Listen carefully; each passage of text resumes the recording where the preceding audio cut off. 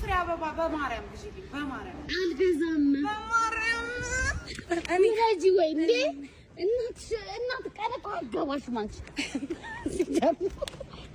ለምንድን ነው በሁሉም ቀን ራስሽ የምታከብሪ? ዛሬ እሑድ ስለሆነ ብቻ አበባ ስጪኝ። በገብ ረፈኒ ጊያን ምን ጉዳይ ላይ ነው? አበባ አንተ ተፈ ገብርኤል የእናቶች ቀን እሑድ ስለሆነ ስጪኝ አበባ። 3 ፍሬ አበባ ግዢልኝ ገብርኤል። 3 ፍሬ ማለት 3 ነጠላ? አዎ እንደዚህ ዋን ይሸጣል።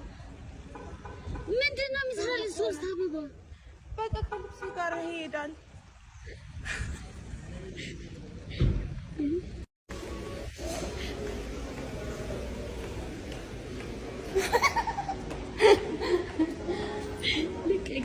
በጣም ነው ደስ ያለኝ።